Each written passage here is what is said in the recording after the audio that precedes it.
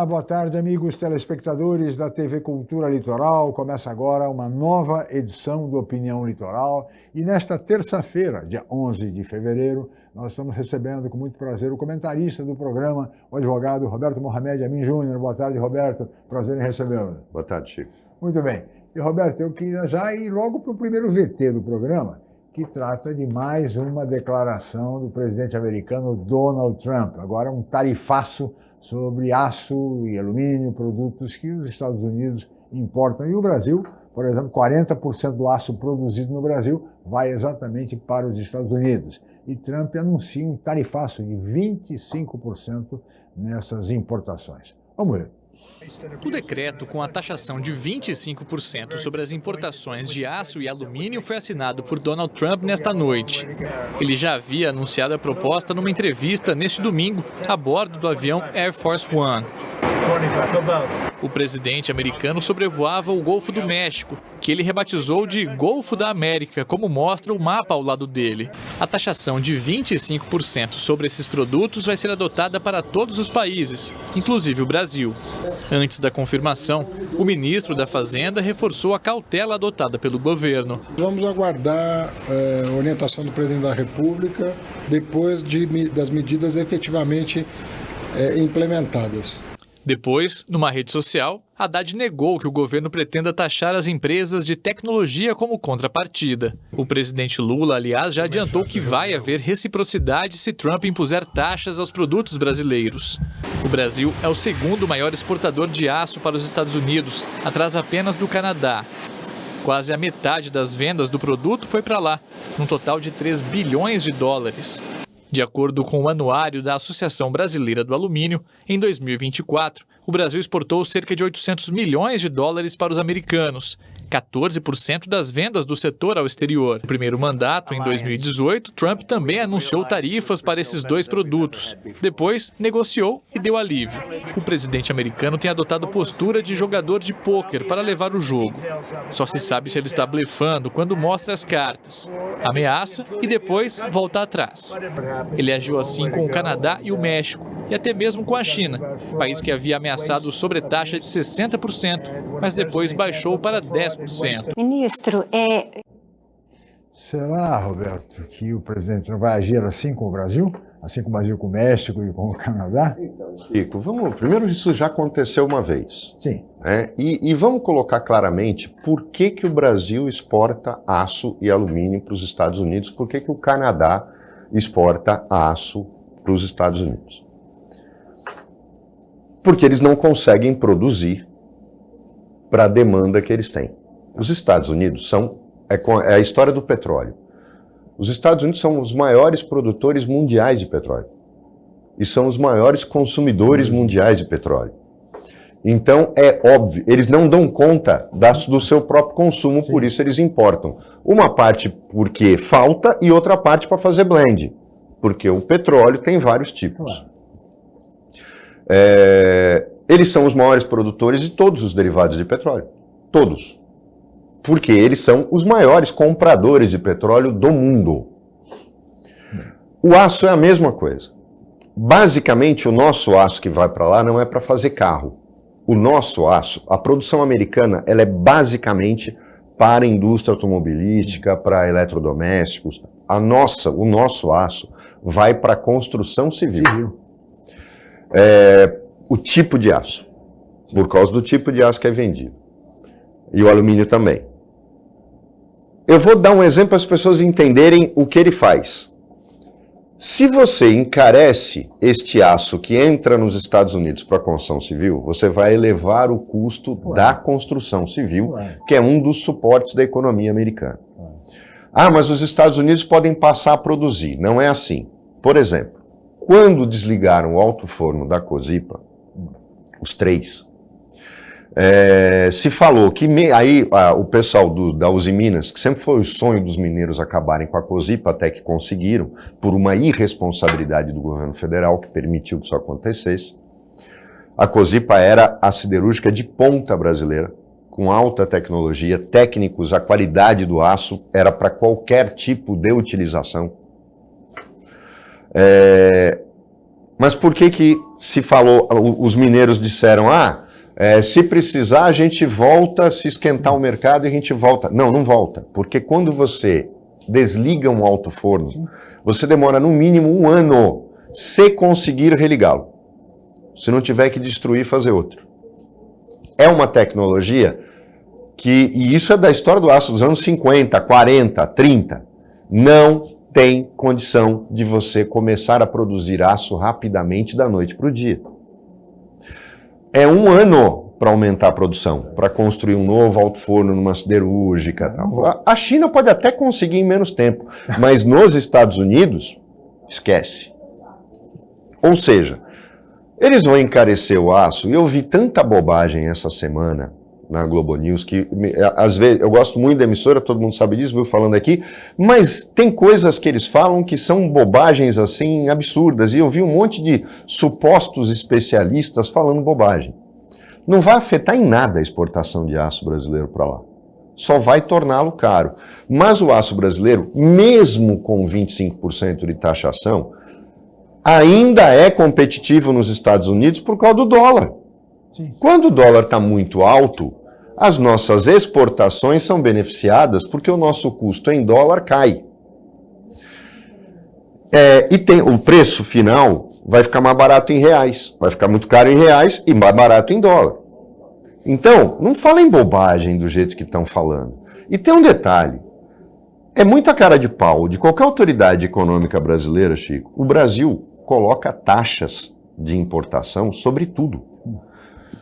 A nossa balança com os Estados Unidos é absolutamente equilibrada. Não existe, a Globo News colocou em vermelho lá, 230 milhões. É 40 bilhões e 500 contra 40 bilhões e 300. O que a gente compra e o que a gente vende.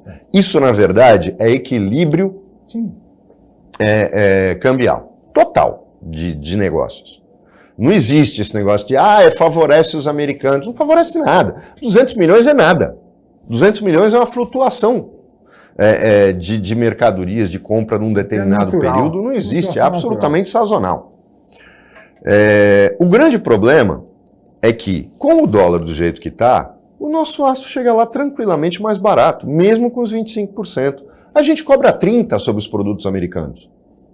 Todos os produtos americanos que vêm para o Brasil, no mínimo, são taxados em 30%. Então, como é que pode um país que taxa todo mundo, o Brasil? Como é que ele é contra taxação, os americanos taxarem os nossos produtos? Eles estão falando de reciprocidade. O Trump, inclusive, ele é louco, Não seria um tiro no pé do próprio Trump? É lógico, mas ele está blefando. O que ele vai fazer? O Brasil, olhem só, o Lula fala, não, nós vamos fazer a mesma coisa. Reciprocidade. Tá, mas se a gente já cobra 30 e eles não cobram nada, reciprocidade no quê? Eles é que estão praticando reciprocidade. Sim. Não tem nem o que falar, fica quietinho, negocia, como fez lá atrás, quando lá atrás o Trump elevou o aço e o alumínio, o Brasil foi lá e negociou cota. Olha, até tanto que é o que o Brasil faz na importação de automóveis. Por que num determinado momento a Mercedes montou fábrica aqui, a BMW... Por quê? Porque eles faziam um carro aqui só para ter cota para importar com o imposto de importação mais barato. Não é que eles queriam investir no Brasil. Chegou numa hora que se tornou desnecessário, a Mercedes fechou a fábrica dela em Juiz de Fora, mas, por exemplo, você vê a Toyota. A Toyota investiu maciçamente na produção daqui. Sim. E ela pode trazer, como ela traz os Lexus, ela traz tudo sem imposto de importação por conta da alta produção dela no Brasil. Sim. A mesma coisa a Honda. A Honda fechou a linha de produção de uma série de modelos, começou a trazer de fora, porque o que ela fabricava no Brasil batia na cota, podendo importar. A Hyundai fez a mesma coisa. Uma vez eu expliquei aqui, num programa até com o Regis, e quando a gente trouxe o Carlini, era o fenômeno da MPB na década de 70. Caetano nunca vendeu disco, Milton nunca vendeu disco, Gil nunca vendeu disco, Chico nunca. Por que eles ganhavam tanto das gravadoras? As gravadoras tinham esses medalhões para lançar os seus discos no mercado com uma certa desenvoltura, para poder trazer os importados sem ICMS, sem incidência de imposto de importação. Então, por exemplo, a EMI, que era a gravadora do Clube da Esquina, lançava todo mundo. Por que eles faziam isso? Para poder trazer Michael Jackson, poder trazer as bandas de rock, poder trazer os discos da Madonna. E aí se pagava naquela época uma grana para um artista nacional que não vendia nada. Quem vendia disco no Brasil sempre foram os bregas, os sertanejos, a Xuxa, e não o Milton, o Caetano, o Gil. Claro. Os discos deles vendiam 40 mil cópias, 30 mil cópias. Então, é preciso entender que, no caso do comércio exterior, é a mesma coisa. O Brasil tem um sistema de cotas justamente para que incentivar a produção nacional, da mesma forma que o americano está fazendo. Por exemplo, a Embraer, por que a Embraer está querendo entrar na briga, acabou de fechar um contrato milionário, foi o maior contrato dela com uma companhia americana. Sim. E por que ela pode fechar esse contrato? Pouca gente sabe. Porque ela comprou uma fábrica de aviões nos Estados Unidos, pequena.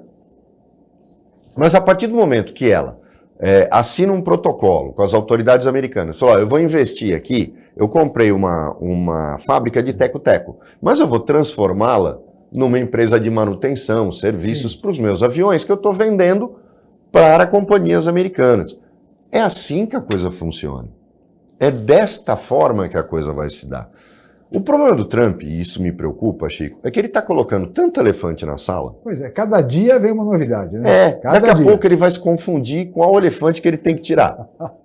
Ele fez uma agora, ele se reúne com o príncipe da Jordânia. Um atrás do outro, viu? Ele se reúne com o príncipe da Jordânia para dizer que se eles não aceitarem receber os palestinos que ele quer tirar de Gaza, sim, ele vai cortar a ajuda militar americana. Sabe quando ele vai cortar a ajuda militar americana da Jordânia ou do Egito? Nunca. Porque é o freio que os Estados Unidos têm em relação ao Irã. É óbvio que não vai fazer isso. É preciso entender que é um jogador, né? A relação de Israel com os Estados Unidos é uma outra relação. A dos países árabes é uma relação de um jogo de equilíbrio de forças, claro, com o Irã, que eu já expliquei aqui. Os árabes odeiam os judeus odeiam os árabes, sim, mas os sunitas, árabes sunitas, muçulmanos sunitas e os muçulmanos xiitas se odeiam com ódio muito maior do que os dois têm pelos judeus. Então é preciso equilibrar, claro, essa ajuda militar de Israel, mas também com a Arábia Saudita, com a Jordânia, que são os aliados americanos, e com o Egito, para fechar o Irã e impedir o avanço dos xiitas em relação ao Oriente Médio, porque eles botam fogo no parquinho. Então, uma coisa, é um jogo de forças. Ele blefa demais. E a Jordânia e o Egito já falaram, você está blefando, eu não vou receber ninguém e os palestinos vão ficar lá. Roberto, eu pedi sua licença, nós vamos para um rápido intervalo e voltaremos em seguida com a opinião.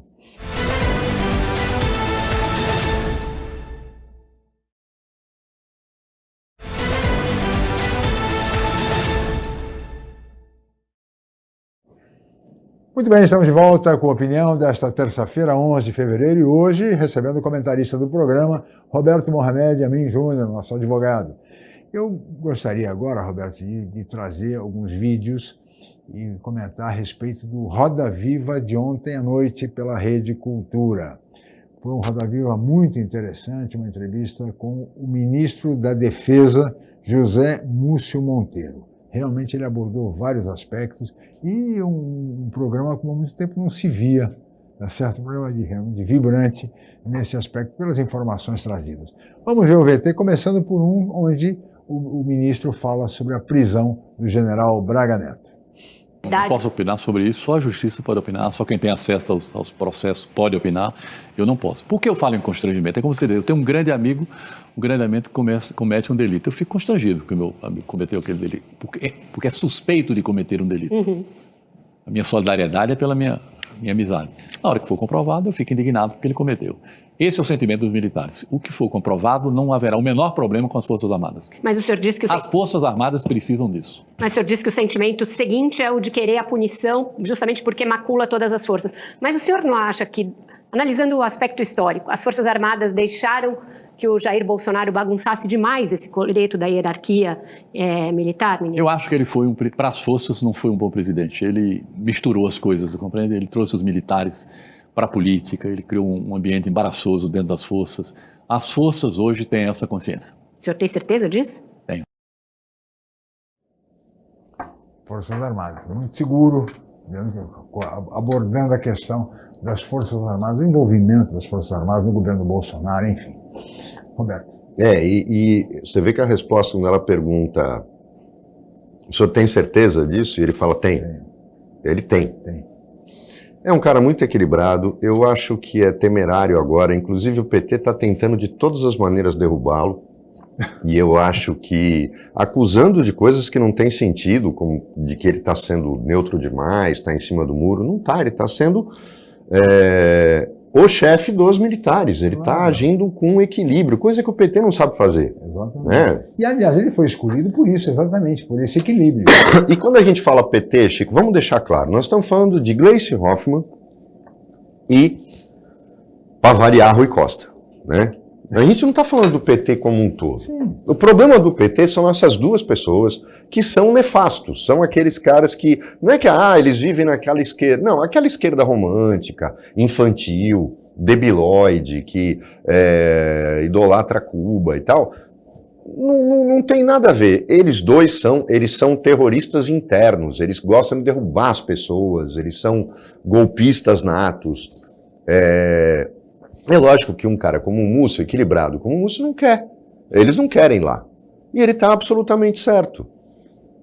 A prisão do Braga Neto não causou trauma nenhum, Chico. Não houve ruptura nenhuma. O comando das três forças está absolutamente ciente de que foi usado pelo Bolsonaro, que, na verdade, ao contrário dessa fabricação de mito que existe em torno dele, odeia as Forças Armadas, porque ele foi expulso. Então, parece que as pessoas não enxergam isso. O Bolsonaro, ele foi eleito com uma conversa de líder sindical. Sim. Quando ele foi expulso das Forças Armadas, ele foi candidato a deputado estadual no Rio de Janeiro. Deputado federal. Ele foi da base do Lula. Sim. Então vamos desconstruir um pouco essas mentiras. E veja que o próprio ministro Múcio fala que ele não foi um bom presidente para as Forças Armadas. Lógico, ele politizou as forças que não queriam nem ouvir falar quando saíram do golpe militar. E o Bolsonaro foi expulso justamente porque ele fazia parte da turma que achava que não tinha que ter saído do poder. Você vê, logo depois, ele foi a vida inteira um político de baixo clero, um baixíssimo clero. Que fazia rachadinha em gabinete, dava nota falsa de gasolina. Ele era aquele deputado medíocre. Só que ele encontra um momento em que mesmo esse cara, ele consegue virar um tiririca a nível nacional. E aí se elege presidente da República. E ele fez muito mal para as Forças Armadas, que não entenderam que aquilo tudo era um grande golpe dele, para dar um golpe.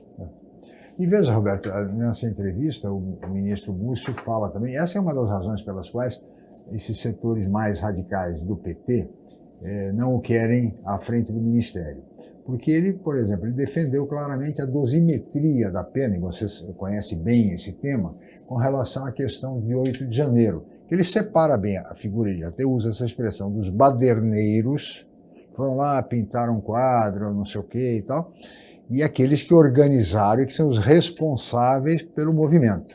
Esses, ele entende que devem ser punidos, tem uma punição severa. Agora, esses outros, como ele até cita exemplos de pessoas, que uma manicure que teve lá e passou batom numa estátua qualquer, 17 anos de cadeia. Então ele é absolutamente contra e ele defende a dosimetria nas penas. Eu também acho que houve uma mão muito pesada, todo mundo comentou isso aqui, não tem sentido. Não tem sentido eu soltar um traficante, porque a revista foi ilegal na moto dele, e condenar uma dona de casa porque ela estava lá dormindo na frente do quartel. Ela é uma idiota.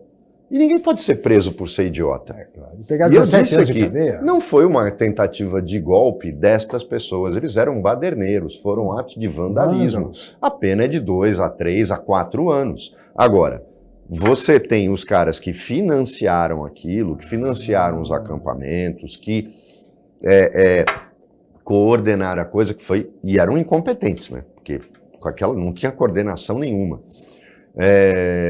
Esses sim têm que ser punidos, mas por quê? Foram eles os insufladores do golpe, os caras que planejaram, golpe não, aqueles atos todos, com o intuito de forçar uma reação das Forças Armadas, que era uma coisa de debilóide mesmo. Agora, as pessoas que fizeram aquilo lá, eles vandalizaram bens públicos. E tem que ser punidos com isso. 2, 3, 4 anos, Chico. Eu acho que a pena. Claro. Não o que aconteceu. O que aconteceu foi uma coisa absurda. Eu acho que a Câmara podia não anistiar. É isso que eu falo, que às vezes não anistiar, mas fazer um projeto de semi-anistia. Tá? Como? Quem estava envolvido nos atos de vandalismo, a pena máxima é 4 anos, ou a pena máxima é 3 anos, com progressão e tal. Eu acho que pagar o prejuízo. Exatamente, vai indenizar o Estado. Agora, não fazer isso. Os caras que planejaram o negócio, e que planejaram mal e porcamente, mas que planejaram, esses vão responder. O Múcio está certíssimo. Mas o que mais me surpreendeu no programa foi quando ele falou daquilo que nós já discutimos a semana passada aqui, foi a questão do semipresidencialismo. Sim. Do Zé Múcio. Veja bem, ele tem uma clareza eu acho que a gente tem a resposta dele. Temos um VT, não temos, por favor, Davidson? Um VT onde o ministro Múcio fala exatamente sobre a questão do semipresidencialismo, quando ele é questionado sobre isso. Por favor, se tivermos, seria muito interessante, porque ele tem uma posição que, de certa forma, até choca. E ele é muito claro, porque é um homem com muita experiência, Roberto. Então ele sabe, ele até segurar, assim, vai passar, não vai passar. E ele alega na resposta, inicialmente, que ele era um presidencialista.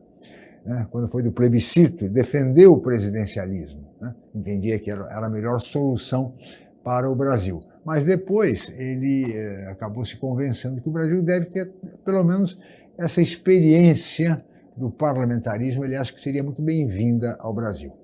Temos o VT já, onde ele falou... Nesses últimos anos, uma democracia forte pressupõe que os 3 poderes estejam equilibrados.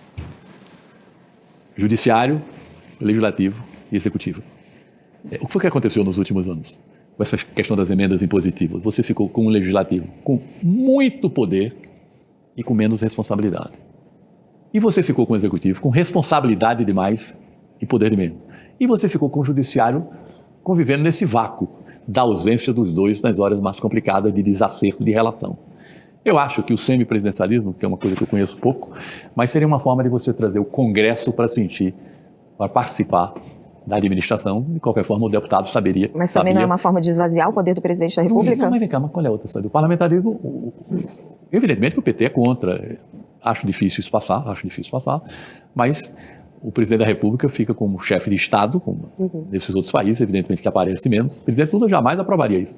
Mas ele fica com a defesa e a relação... E a diplomacia. Defesa e relação institucional como chefe de Estado. E cabendo ao chefe de governo, no semipresidencialismo, Roberto, o presidente da República escolhe o congressista para ser o primeiro-ministro. É a diferença do parlamentarismo puro. A gente já explicou aqui. Por exemplo, os países que fazem parte da comunidade britânica, eles não fazem nem questão de ter presidente, liderança. Por quê? Porque o chefe de Estado é o rei da Inglaterra. Era a rainha da Inglaterra. Então, o Canadá só tem primeiro-ministro, a Austrália só tem primeiro-ministro, a Nova Zelândia só tem primeiro-ministro. Não tem a figura do presidente, porque quem representa o chefe de Estado é o rei da Inglaterra. Tal a importância que isso tem. No caso do semipresidencialismo, que é o modelo francês e o modelo português, você tem o presidente indicando o primeiro-ministro, que é um parlamentar, portanto, ele joga a batata quente para esse congressista que garante, esse cara que vai ter que negociar a maioria no Congresso, para montar o gabinete, menos esses 2 ministros, Defesa e Relações Exteriores. Vejam bem como é fascinante a coisa do semipresidencialismo. E o PT é contra por conta desse atraso crônico que eles têm de mentalidade, né? Que faz com que o PT mande representantes para a posse do Maduro na Venezuela, que se abstenham de sanções contra a Nicarágua, a ditadura do Ortega. Sabe, aquelas coisas de anos 60, que eles vivem mergulhados nisso até hoje. Chico, eu até vou fazer um parênteses, porque muito pouca gente sabe. Nós temos essa coisa da paixão da esquerda com Cuba, não tem nada a ver com Fidel Castro. Tem para eles. Mas, na verdade, existe uma identidade que a direita é tão burra que parece que não entende isso.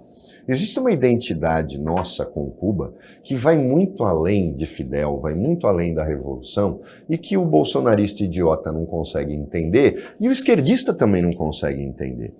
Essa identificação que o povo brasileiro tem com Cuba é, na verdade, cultural e tem a ver com a escravidão. As tribos iorubás, que são originárias da Nigéria, só foram para três lugares basicamente na América: Cuba, Tahiti e Bahia.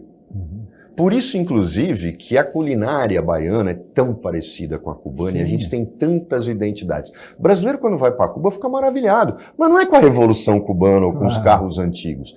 É o quanto esse povo é parecido com a gente. Cultura, história. E tem uma razão histórica para isso. São as mesmas tribos que foram mandadas. Os iorubás impregnaram a culinária, a cultura, a música. Essa identidade está muito acima de Fidel, de comunismo, de romantismo. Não tem nada a ver com isso. Mas aquela coisa da questão ideológica impregnando tudo. O semipresidencialismo, eu acho que faria, primeiro, todo mundo está vendo que o Lula está dando uma atrás da outra de fora. O Lula calado é um poeta. Porque ele abre a boca, ele grande comunicador. Ele é igualzinho o Bolsonaro. O Bolsonaro, naquelas entrevistas na porta do Palácio, fazia o dólar tremer, a economia tremer, porque só falava bobagem. É a mesma coisa, a falta que está fazendo um porta-voz, Chico. Aí chega um marqueteiro para ser secretário de comunicação e quer que ele fale. Meu Deus, é um desastre. País inteiro, viajando pelo país. Aliás, na Bahia agora, você falou na Bahia recentemente ele sugeriu, com relação ao alta dos alimentos, simplesmente recomendando, não Chico, compre. Vamos ter que falar disso no próximo bloco, porque ele se superou nessa. É demais. Vamos para o intervalo, voltamos já.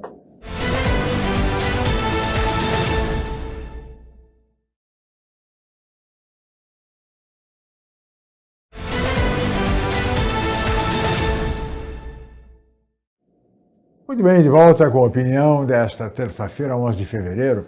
E agora, Roberto Mohamed, eu queria voltar ao assunto que terminamos no bloco anterior, para que você comente a declaração do presidente Lula recente na Bahia, e mais uma excursão que ele está fazendo, atendendo à estratégia de comunicação do ministro Sidônio Palmeira, que é de conceder muitas entrevistas, de viajar bastante pelo país. O Lula estava na Bahia, e na Bahia, perguntado sobre a alta dos alimentos, que é um fato inegável em todo o país, basta ir ao supermercado, ele simplesmente disse o seguinte: não compre. Achou caro, não compra. E pronto. E agora? Então não compra nada, porque está tudo caro, Roberto.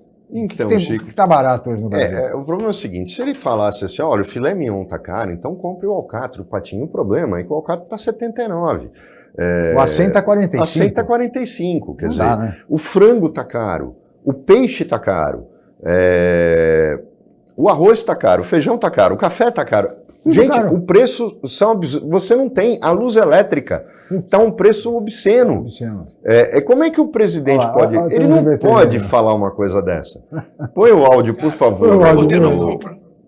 Olha, se todo mundo tivesse a compra, você sabe disso. Se você vai no supermercado aí em Salvador e você desconfia que tal produto está caro, você não compra. Olha, se todo mundo tivesse a consciência e não comprar aquilo que ele acha que está caro, quem está vendendo vai ter que baixar para vender, porque senão vai estragar. Olha, isso está sendo dito por um cara que vem de um governo que que gasta coisas absurdas. Por exemplo, passagem aérea está caro, hotel está caro. Então, o que a Janja foi fazer na Itália? Não viaja. Claro. Né? É muito fácil. Como é que um homem que não gasta um centavo de supermercado, porque somos nós, é o erário que custeia o camarão, a lagosta e tudo aquilo que vai para o judiciário, não pense em você que é só o judiciário, para o Palácio também. Por exemplo, para que trocar os móveis do Palácio da Alvorada, que nem a Janja fez, no primeiro mês de governo. Não é absurdo? Estava caro, então não compra. O presidente tem que aprender que tem coisas que ele, presidente, não pode falar. Isso é, o Bolsonaro dizia a mesma coisa. Às vezes, a conversa na macarronada de domingo em casa com os filhos, com a família, é uma coisa. Mas quando você é presidente da República, você tem que pensar quando está na frente de um microfone e não falar bobagem. Claro, claro. O Lula, ele praticamente disse o seguinte, ninguém mais vai comer, ninguém mais vai acender luz em casa, nem usar o ar-condicionado, justamente nesse que está sendo o super verão do século, porque está tudo caro. Não é assim. Ele não consegue entender, porque vai ter que vender barato, senão vai estragar. Mas que o cara vai esperar? Olha... Como é que você pode fazer um negócio desse? Criticaram, e isso eu vou... Criticaram os deputados que votaram contra a isenção do IVA, novo imposto que vai vir na cesta básica. Só que vamos parar, né? Esses deputados votaram contra, não é por causa do governo, é por causa da composição dessa cesta básica. Gente, tá de brincadeira, tem coisas ali que não são básicas. Então, enfiaram tanta coisa, e eu acho que esses deputados estão certos, tem que limitar essa cesta básica aos produtos de primeira necessidade. Então a gente está chegando num ponto que só se conta a história pela metade para tudo. Não pode ser assim. Essa regra, a passagem está cara? Não viaja. O hotel está caro? Não se hospeda. A luz está cara? Vamos economizar. Essa lógica vale, mas ela não pode ir até a necessidade, ela vai no supérfluo. Claro, é óbvio. Então, o Lula, e é esse o problema do Sidônio. O Sidônio não entendeu até agora que ele pode pensar eleitoralmente, Chico, como marqueteiro, a partir do ano que vem. Mas já está pensando agora. Já. Esse ano, ele está fazendo o Lula falar demais, e o Lula está falando muita bobagem, ele vai ser cobrado depois. Esse é o grande problema. Você não pode pegar um presidente da República que justifica os 5 mil de isenção que ele tinha prometido na campanha eleitoral, mas vai estar condicionado a aumentar a alíquota de quem ganha mais. Sim. As pessoas já pagam muito imposto. Principalmente quando eu coloco o imposto pago, porque constroem mentiras que são absurdas. Por exemplo, mas o dividendo é isento. O dividendo é cobrado na empresa. Ele não é cobrado no imposto de renda porque ele já foi cobrado na empresa. Então ele vai incidir 2 vezes. Essa mentira que se conta. Mas eu até entendo o seguinte, a partir de um determinado valor, Chico, não o cara que pega 5 mil de dividendos da Petrobras, porque ele fez um fundo de ações para garantir a aposentadoria dele, e uma vez por ano ele recebe 5 mil ou 10 mil, e você vai tributar dividendo. Dividendo de R$1 milhão, dividendos de 2 milhões de reais, ser tributado? Sim, como eu acho que herança, a partir de um determinado valor, tem que ter uma tributação maior. Isso sim se chama justiça social. Não é justiça Robin Hood. Agora, imagine você que um cara que ganha 50 mil por mês, ele é diretor de uma empresa, ele tem, além de todos os descontos, ele paga 27,5% de imposto de renda na fonte. Sim. Por quê? Porque salário paga imposto. Não é que nem juiz que verba de representação não paga imposto, que os penduricalhos são isentos de imposto. Não, a pessoa que trabalha na iniciativa privada, o cara ganha 50 mil. Em primeiro lugar, ele não ganha 50 mil. Ele ganha 30 e pouco, que é o que vai dar líquido no final. Exatamente. Mas esse cara é diretor de uma empresa. Esse cara estudou, ele se preparou. Você quer um médico ganhando mal? Você que vai cuidar de você? Você quer um engenheiro mal, o cara que vai projetar uma ponte? Falou, gente, não dá. São coisas que não tem cabimento, não tem lógica ficar falando esse tipo de coisa, porque o problema não é o cara que ganha 50 mil. Mas o grande problema, Chico, é que o Lula não faz em nenhum dos discursos dele, vamos cortar na própria carne. De agora em diante, eu estou cortando a verba de gabinete de fulano, eu estou cortando, vou diminuir minhas viagens, só vou viajar com 10 pessoas. Sim. Não, Como é que pode um presidente falar, vai no supermercado, tá caro, não compra, e quando ele viaja leva 45, 50 pessoas, se hospeda em hotéis, como foi para Portugal, Caríssimos. no hotel mais caro de Lisboa, e dá dia livre para os caras irem fazer compras? Não dá. Não dá. É um pouco demais. Aliás, e você vê, isso que você está dizendo vem a propósito do que o próprio ministro Múcio, José Múcio, no Roda Viva de ontem, destacou num determinado momento, que ele não tem mais recursos. O Ministério da Defesa não tem orçamento mais. E ele até citou um exemplo, viu, Roberto, que eu até gostaria de ouvir. Ele dizia o seguinte, que a frota da Marinha está hoje, 50% da frota da Marinha está sucateada. Eu acho que ele foi otimista. E ele diz que em 2028, esse sucateamento vai atingir 80% da frota. Então não tem mais frota. A partir de 2028, segundo o ministro, não tem mais frota, numa análise muito lúcida, muito tranquila, e dizendo que ele precisa realmente de recursos. Mas ele falou, mas não tem dinheiro. E aí, esse tipo de viagem... É preciso que até que se entenda o seguinte, todos os projetos que a Marinha tem de renovação da sua frota, eles começam, aí o dinheiro acaba e eles param. É o caso do lendário submarino nuclear, que não sai do papel. Por quê? E aí tem um grande problema. Isso está acontecendo, não acontece na Embraer, mas está acontecendo na FAB. Olhem só o grande problema. O piloto brasileiro na Força Aérea Brasileira, ele não voa. Por um motivo muito simples. Não há disponibilidade dos aviões. O que é disponibilidade de uma força? Tanto isso acontece com a Marinha e acontece com a FAB. Só que no caso da FAB é mais grave. Um navio, você tem toda uma tripulação para conduzir aquele navio. Se ele não tem disponibilidade, ou seja, 50% da esquadra está parada, porque não tem peça, não tem manutenção, não tem modernização. Por exemplo, os navios caça-minas que o Brasil tem, todos pararam porque precisavam fazer uma modernização neles, não tem dinheiro, então os 5 estão parados.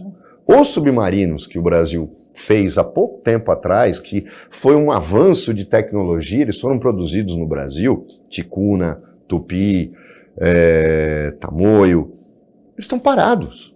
Por quê? Um submarino é de alta complexidade, ele não pode sair do porto ou do arsenal da Marinha se ele não tiver 100%. Todo mundo sabe as tragédias que aconteceram na extinta, na Rússia, quando, com o fim da União Soviética, 2 submarinos foram para o fundo, mataram todos os seus tripulantes. Falou, você tem que tomar cuidado, é uma peça de alta tecnologia e alto perigo. Só que, quando você fala Marinha não tem esquadra, a Marinha não está fiscalizando. Não está fiscalizando pesca ilegal, não está fiscalizando lanchas ilegais, não está fiscalizando contrabando. Não, é a Marinha que fiscaliza. Eu já cansei de falar que tinha que acabar, tinha que criar uma guarda costeira com orçamento próprio, treinamento de polícia marítima e não necessariamente de força militar, mesmo que fosse subordinada à Marinha. Agora, no caso da Força Aérea, o caso é mais grave, Chico. Mas eu queria que você falasse sobre isso no próximo bloco. Nós vamos para mais um rápido intervalo e voltaremos em seguida.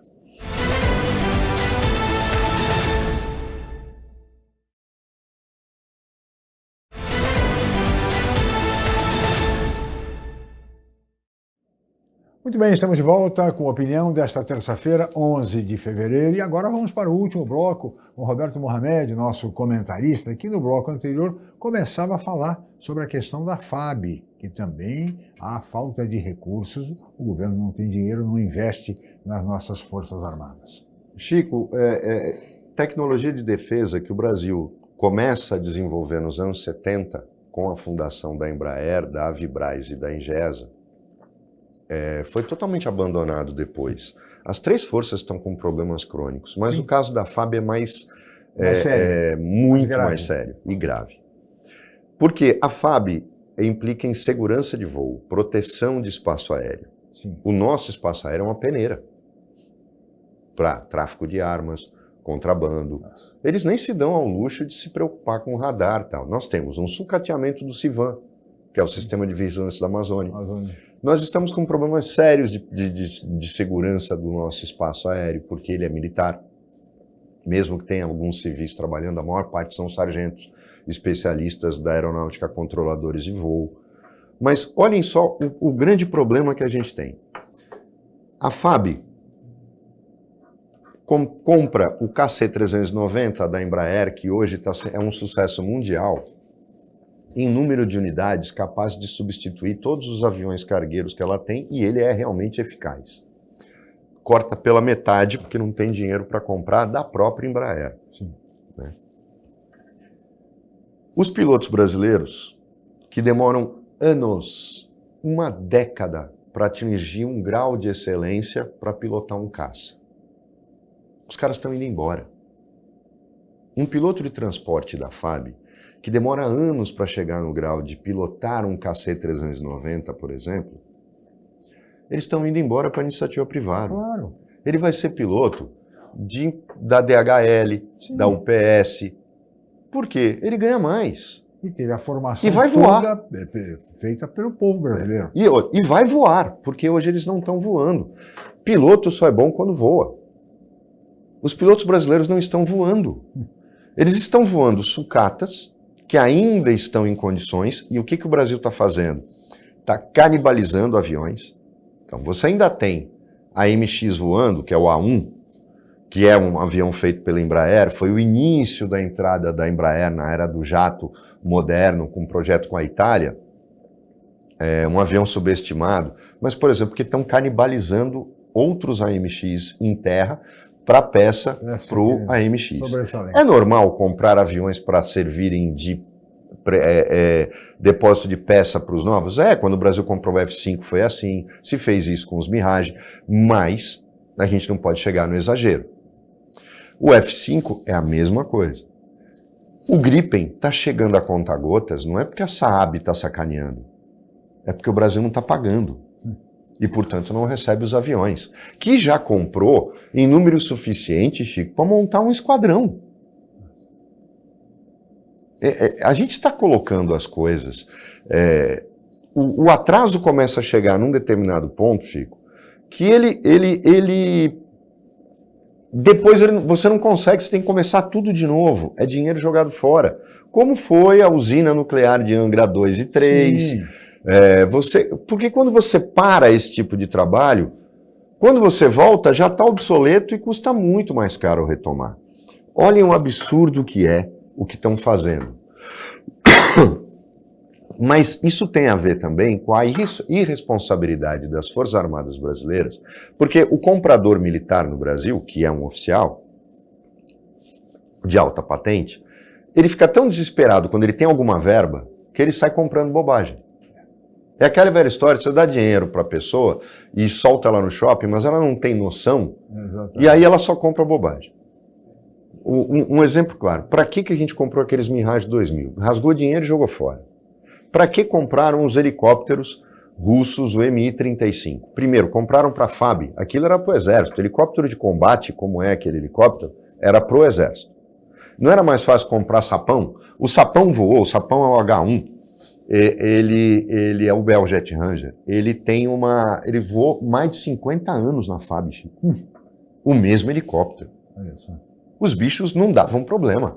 Aí ele compraram um helicóptero russo, que durou 10 anos, e aposentaram. E todo mundo sabe que equipamentos russos têm um problema grave de manutenção. Por que a Índia compra aviões em grande escala da Rússia? Porque ela faz a manutenção no território dela, os aviões vêm especificados para isso. A Índia entendeu o que tinha que fazer. A gente não fez a lição de casa.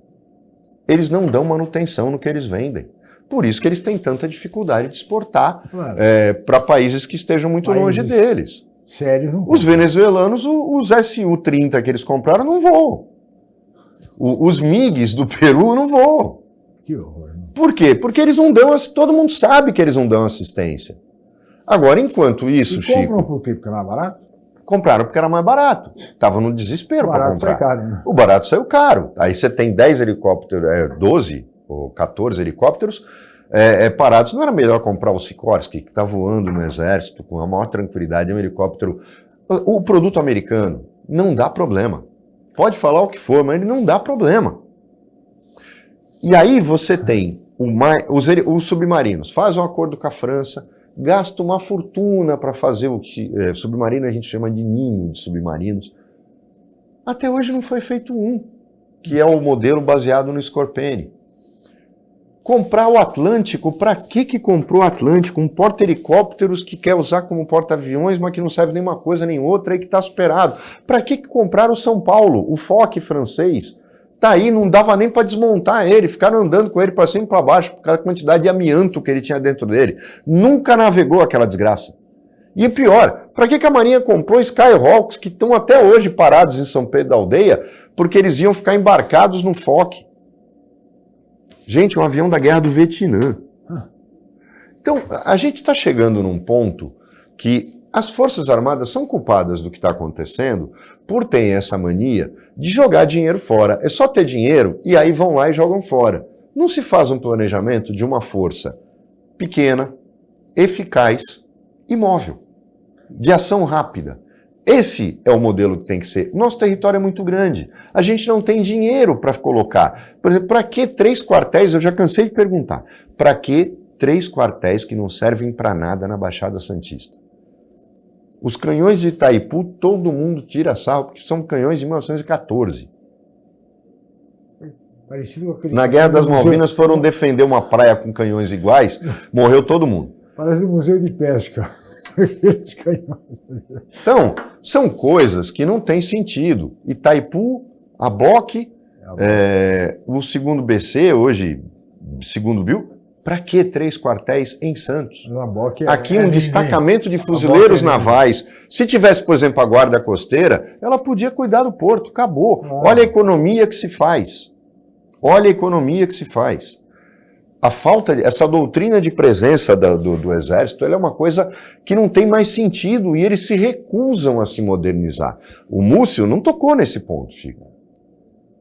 Que, por exemplo, eles permitem, eles falam tanto que eles são nacionalistas e deixam a Avibraz, que tem modelo de blindado, que tem projetos especiais para as Forças Armadas, não foram parceiros nunca. Se dependesse da FAB, Osiris Silva não tinha montado a Embraer. Eles eram contra. Compraram da Iveco, uma fábrica alemã. Ah, mas o da Avibraz não estava... A Avibraz fez o Astros 2, que foi um sucesso em vários países do mundo todo. Vai dizer que o Guará não era um blindado ideal? Uai, precisamos sentar aqui que tem que mudar o projeto. Por que o Cascavel serviu, o Urutu serviu, que eram feitos pela Ingesa e pela Avibraz? Cadê? O Astros 2 até hoje está operacional. Até hoje, que é o lançador de foguetes. Então, a gente deixou uma empresa como a Avibraz falir, como já fizeram com a Ingesa.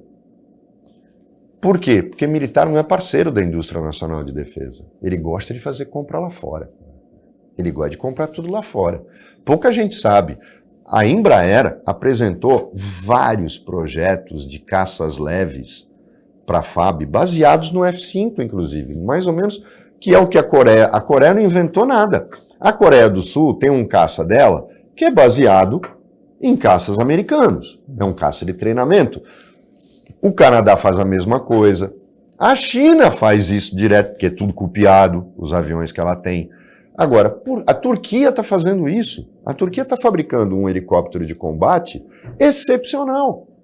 Então, a gente está vendo hoje que as Forças Armadas brasileiras são as maiores culpadas, Chico, porque quem desenvolve a indústria desses países que eu falei são as próprias Forças Armadas com o governo para valorizar a indústria local. O Brasil, ao contrário, o militar brasileiro gosta de ir lá fora fazer compra. Então, aí você deixa uma empresa como a Avibraz quebrar, uma empresa como a Ingesa quebrar, o estaleiro da Marinha está inoperante. Por quê? Porque eles fazem escolhas erradas. Frota sucateada. Né? Por exemplo, a escolha do Gripen. Ah, mas houve transferência de tecnologia. Como a gente não está pagando, não está recebendo os aviões? Não era mais fácil ter comprado um F-16 americano usado? Não era mais fácil ter montado 2 esquadrões de F-15 que tem no mercado de monte? Mas bom senso não prevalece na administração pública. É por essas e por outras, viu, Roberto, que mais do que nunca se impõe uma reforma do Estado brasileiro. Aquilo que se chama de reforma administrativa, ou seja, no sentido de viabilizar recursos que os ministérios reclamam tanto que estão em falta, é preciso com absoluta urgência a reforma do Estado brasileiro. Para valer. Já ver se há coragem para esse tipo de... Chico, muito pouca gente presta atenção nas coisas que a gente tem falado aqui. Quando eu falo criar uma guarda costeira com poder de polícia, treinamento específico, é muito mais seguro e a gente precisa. Não é para ontem isso. O Exército brasileiro é superdimensionado. O orçamento militar brasileiro é de uma potência militar, mas só paga pensão e salário. Basicamente por isso. Quer dizer, é uma coisa absurda. O militar brasileiro, ele é igual ao político, ele quer só se dar bem. Então, a gente não acorda. O Múcio, voltando quando ele fala do semipresidencialismo, por que não passa? Não é só porque o PT não deixa, porque o PT na Câmara não é nada, nem no Senado. O problema, Chico, é que os bolsonaristas também estão esperando quem vai assumir e não vão querer tirar poder dele. Até por isso que não vai passar, porque está todo mundo em compasso de espera, porque sacanear o Lula é legal, mas e depois que não for a gente no poder? É a mesma coisa. Muito bem, Roberto. Chegamos ao final. Nós tínhamos e temos muito a conversar, o tema é extensíssimo, mas chegamos ao fim. Queria agradecer muito a participação do nosso comentarista, Roberto Mohamed Amin Júnior, e especialmente a você, amigo telespectador, pela audiência qualificada de sempre. Nós estaremos de volta amanhã em mais uma edição. Muito obrigado e até lá.